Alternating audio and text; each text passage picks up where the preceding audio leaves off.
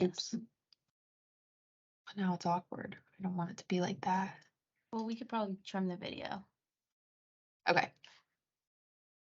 So this is a recorded version of a supporting survivors workshop. So we designed this workshop to educate co-survivors of individuals who have experienced various interpersonal violence, such as sexual assault, sexual harassment, dating and domestic violence, and stalking, to just learn a little bit more about how to support those people in your life when they're going through a difficult time. To get started, we're just going to do a brief introduction of the SAP team. So all the way to the left is myself, Lexi Jones. I'm an MSW graduate assistant with the Survivor Advocacy Program. Next, we have Taylor Ebert, who is also an MSW graduate assistant with the Survivor Advocacy Program. Yejin Stone, who is a full-time advocate with SAP. Kim Rouse, who is the director of SAP, and Caitlin Urbaniak, who is also a full-time advocate with SAP.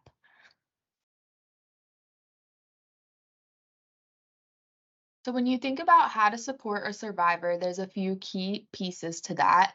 First of all, you should always start by believing. So it can be really difficult for someone to come forward, share their story. It's a very vulnerable event that happens in their life. So you should leave any probing questions to the experts. Your duty is just to show support, and the best thing you can do is believe them and let them know that you're there for them. The next step to that is holding space. So, what that means is you're going to walk alongside someone in whatever journey they're on without judging them, making them feel inadequate, or trying to impact the outcome. You just really need to give that survivor the space to share their story and do what they want with that information and just listen and support them along the way. And then another great way to support survivors is to connect them to those resources. So, if someone in your life who is an OU student comes to you and shares their experience about being a survivor, you can connect them with the Survivor Advocacy Program for various supportive services. So, SAP can help assist them with navigating any medical, legal, or university related processes, or if they just need somewhere to go and kind of share their story and get that additional support, academic advocacy, housing accommodations, things like that. Helping them connect to those resources can be very helpful because it's a hard step to make on your own. So, knowing that they have that support and connection to resources can be very beneficial. So you may have heard of mandated reporting. Some of us at the university are considered to be mandated reporters. And some of us, such as the advocates here at SAP, are not mandated reporters in the sense that you can share and disclose incidents that have happened to you, and that will not trigger a reporting process.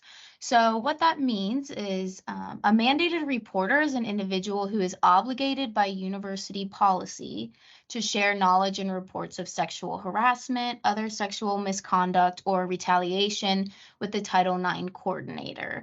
So some people who may be in this position would be like faculty and staff, housing and residence life, your residence assistants. So if you are a mandated reporter, the most important thing that you can do is listen and support the survivor first. Be present with that survivor and make the report after. So during this time, it's a very vulnerable time, and disclosure is difficult for everyone. And the reporting process and the paperwork can all come after. That should not be your primary concern when someone is in the process of disclosing to you. So just keep in mind that you should always support first and deal with the paperwork later. We have also included the link that you can use to file a report with ECRC, Equity and Civil Rights Compliance, through Ohio University. And next, we're going to talk a little bit about how you can respond if a friend or family member comes to you and discloses that they've experienced this interpersonal violence, because it can be a lot for a co survivor to take on as well. And we know that you want to be supportive, but might not be sure what to say.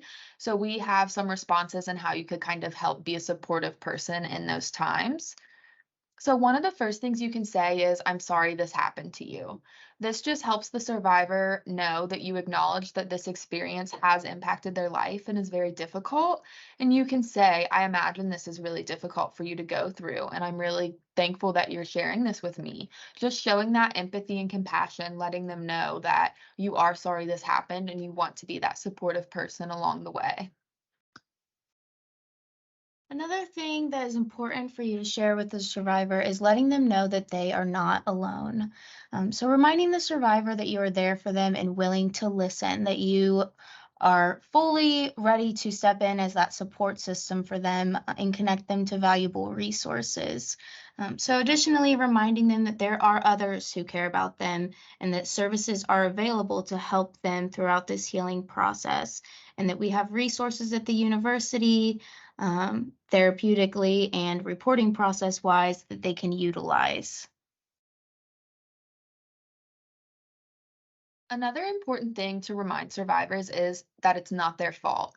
Survivors often blame themselves and feel a lot of shame and guilt around the situations that have happened to them, especially if they know the perpetrator personally.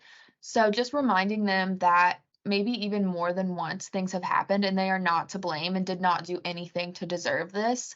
Hearing this can really go a long way for those survivors in your life who just need that extra support. What to do? Be present and listen is going to be our top priority. Utilize active listening. Most of the time, when survivors are disclosing, they're not seeking for you to fix the problem. They just want to share their experience with someone and get connected to resources. Provide unconditional positive regard. Viewing the survivor as a whole and with context in a positive light and believing them when they share this sensitive information with you.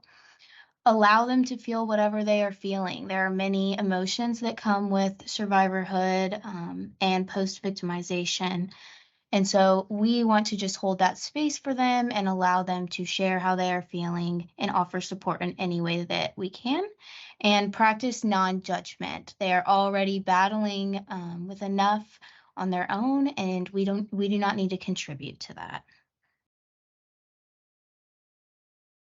And this is just a reminder that SAP also serves co-survivors. So it's important and great to support those around you, but remember to take care of yourself. It's great that you're supportive and learning these skills to help others, but you also have to remember how important it is to take care of yourself and connect yourself to those resources because it can be a lot to kind of take on someone else's feelings. So just remember that there are resources available to help you in those situations as well. Some self care tips for co survivors. You have got to love yourself, feel your feelings. So you may feel anger and resentment, or anxiety, confusion, disbelief, guilt, and sadness. There are many feelings and emotions that come with being a survivor and being a co survivor. So we want to hold space for others and ourselves to feel whatever we are feeling during this time. And going along with all those feelings, you need to remember ways to practice that self care. So I know that you want to be there for those co survivors in your life, but you must still maintain your lifestyle and make plans that are beneficial to you as well. So continue doing the things you enjoy and sticking to your responsibilities. And talking about how difficult it is to help survivors can be helpful, but it can also lead to feeling stuck. So making sure you're still doing those things that are important to you. Reaching out and talking about it, using those resources, or talking to other people who are co-survivors as well, about how difficult the experience has been, and taking time to relax. So that'll look different for everyone. So maybe you like meditation or deep breathing, journaling your thoughts and feelings about everything, or just building time in your day to relax and kind of take a step back from all the support that you've been giving others and just really take some time for yourself. You are helping more than you may think. So, social support and a strong social support network is a huge aspect of healing from trauma.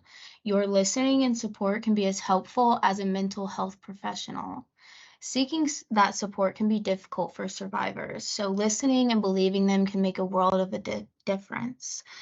When a survivor discloses to you, you always want to start by believing them, and everything else can come after. They obviously have come to you because they trust you with this sensitive information, and they may be looking for guidance, but they may also just be looking for a listening ear. So you want to be sure to remain cognizant of that. Thank you all for listening and learning more about how to support the survivors in your life. For any additional information, you can reach out to the Survivor Advocacy Program. We're located in Lindley Hall, or you can visit our website at ohio.edu/survivor. Thank you. Thank you.